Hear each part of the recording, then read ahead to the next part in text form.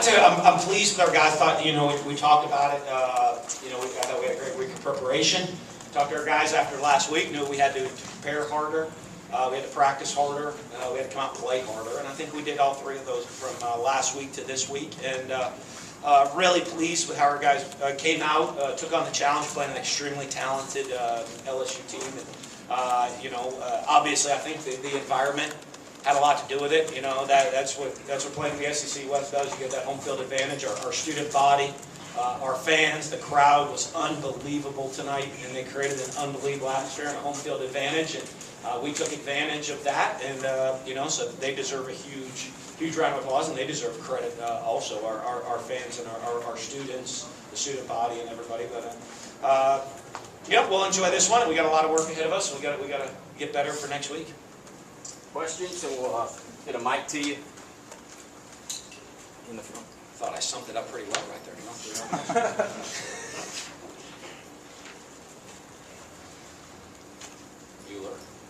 Bueller. Hey, Coach. Steve Moulton, 97.7 The Zone. If you could assess your offensive line, how do you think they played tonight? I thought they did an excellent job. I thought we executed at a pretty high level, and that was a part of it coming in there. They have some real talent on the defensive line, and we wanted to make sure we were able to stay balanced. And so execution, running the ball first, second down, being able to run the ball and not make it a pass rush, have to throw a game was huge for us. So I was really pleased with us. Wanted to come out and run the football, and they executed, and we were able to do that. It seemed like the run game evolved from more design quarterback stuff to some true option stuff. Is that because Harris was so effective inside and kind of? A little bit of both. We had all of that in the package. Coming in the game, we wanted to run the football, so we had, we had tailback runs, quarterback runs, option runs, read zone runs. We wanted that to make sure we could run the ball, but to hopefully neutralize their pass rushers. Coach, Jace Christman was a perfect game tonight. What was the decision made to go with him?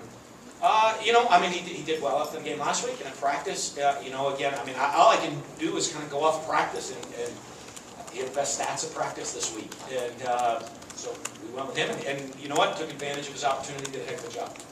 What did you kind of see with their defense, with Keith Mixon able to get in the scene and be able to Well, different things. What we're trying to do is trying to get them back and forth and out of nickel and base defenses and try to create some mismatches. And he's a guy that can create some mismatches in the slot, and and so we just trying to move some people around to create those matchups.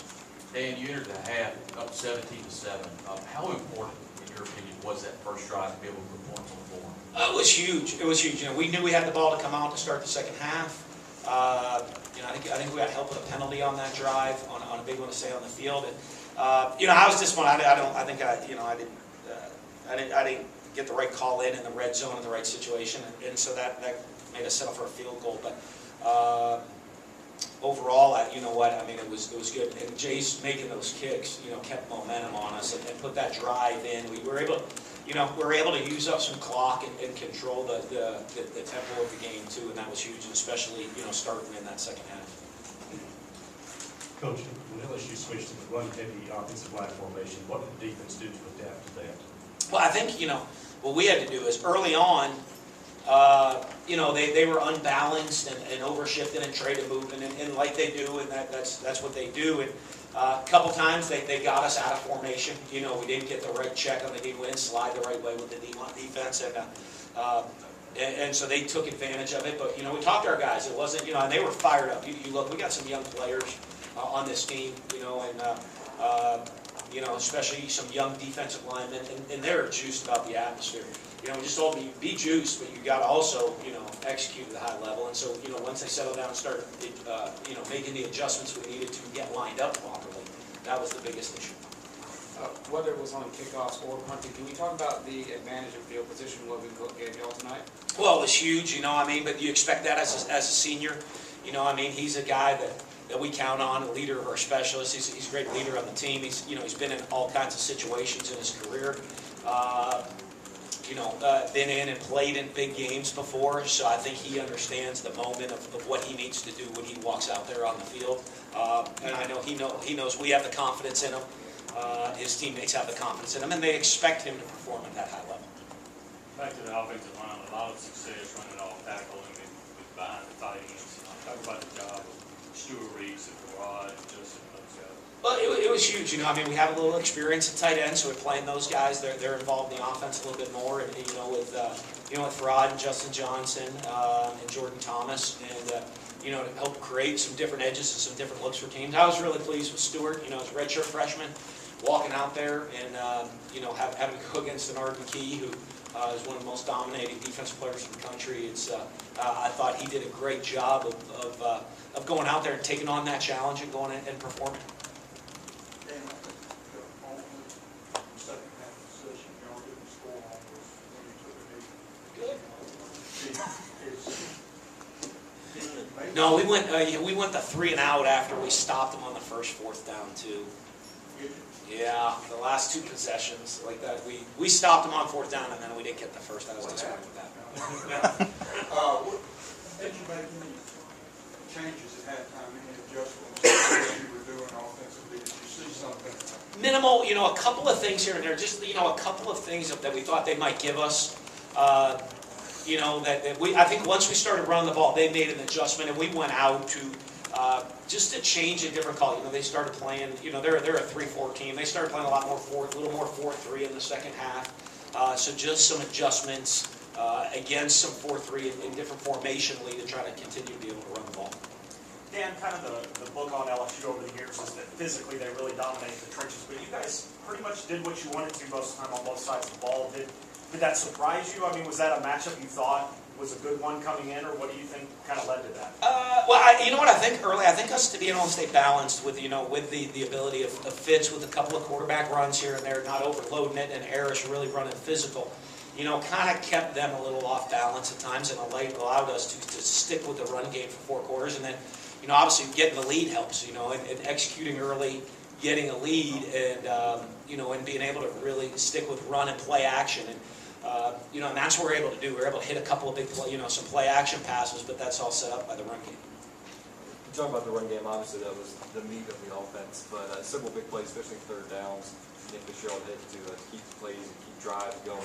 After the last couple of weeks, that's sort of what you want to see from it. Well, I think it's a great job. Like Fitz, to me, came out, knew the game plan, executed and hit some play action shots for us. But really, his management on 3rd down, I thought, was huge for us tonight. A couple big ones, whether it was getting the ball to Keith for 1st downs, McDonald Gray with a huge catch on a 3rd down conversion there in the second half. That it was that management of putting us in the right situations that was huge. Dan, you guys, beat LSU by 30. How much is this the best you guys can play, or is there still more for you guys to do? No, we got to get a lot better. I think like I said, tonight we came out and the crowd had a lot to do with that. But we have got to we got to continue to improve. We have a young football team. We got to continue to build the depth of the game, of the players on the team, and continue to take steps forward with our performance and preparation during practice time, and then come out and have practice translate into playing like we did tonight. Coach, like you just said, you beat LSU by 30, and of course you were prepared for this game today, but do you feel like such a large deficit, you were prepared to win by that much? You never know how a game's going to play out. I thought we felt pretty good about our plan if we came in and executed, and but you never know how the game's going to go out. We got to see what they're going to do, adjustments to us, our adjustments to them, and then our guys got to go out there and perform. But I think our guys did. Our guys embraced the atmosphere tonight and the crowd, and that obviously gave us a huge edge. Dan, even though y'all didn't score on the first drive, you feel like you established the run pretty well there and set the tone?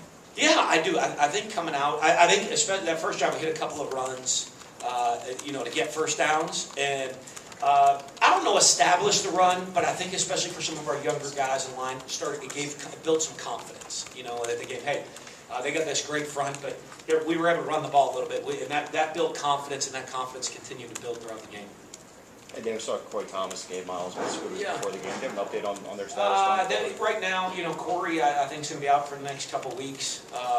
We'll see. Gabe could be questionable this week. He's going to be week to week.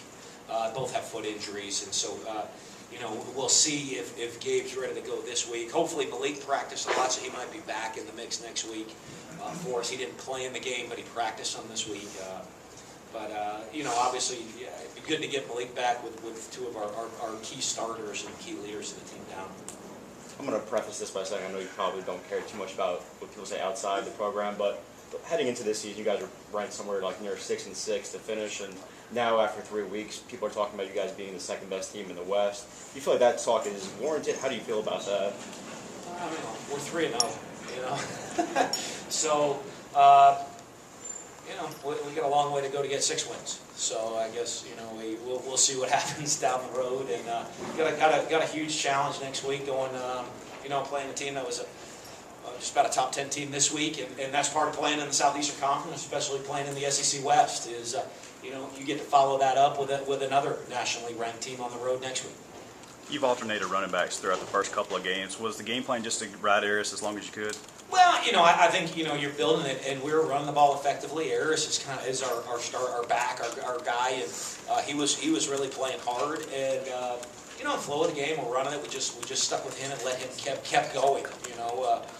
I got to look at times, even at halftime. I was hoping to get maybe some of the younger guys in just to get them in the flow of the game early, but it was hard how well I think Harris was running the ball hard to get him out of there. Hey, Coach, back here. Nick said to ESPN that his grandfather was here tonight. Do you feel like he was playing some inspired ball knowing that he was good? He didn't let me know that. I didn't know if he had extra. So happy for him. Coach, a couple of questions. If you could, I'd talk about your defense. Especially on third down, limiting them to 3 of 13. Well, I think that was, I think that's huge because they got some skilled players out on the outside, and and I think on the back end we did a good job of avoiding the big play. We didn't give up the big shot play. They're a run play action team, and they ran the ball with some physicality, obviously getting the lead, and maybe got them out of their game plan. But we didn't give up the shot down the field. They were run play action. We limited to kind of just run and third down, and so I thought that was huge. And Todd's got our guys playing hard, as I said. They do our defensive staff. Brian Baker and Terrell Buckley, Ron English, and obviously Todd do a great job getting those guys ready. And you watch how hard we play, and that standard of expectation. They're doing a great job of putting those guys in position and getting ready to play games, and they executed well tonight. And as big as this win is, Coach, what was your message to the team right after? Because you're not back here until mid-October. Yeah, we get it for whatever. However, the schedule with the bye week and the road games, we get a little breather away from home, I guess, unfortunately, right now. 2 road games in the bye week, but so hopefully we keep it going. I know our biggest message is that we need our fans back and that type of atmosphere to help us give us that home field advantage. But ours is we're going to enjoy this victory tonight. Guys have the day off tomorrow, get themselves healed up, get the mind right, and get ready to get back to work because we have a huge challenge going on the road against another, I think, top 10 team in Georgia, and it's on the road, so a different style challenge for us, and we got to be ready to play. All right, great. We're going to have players spread out.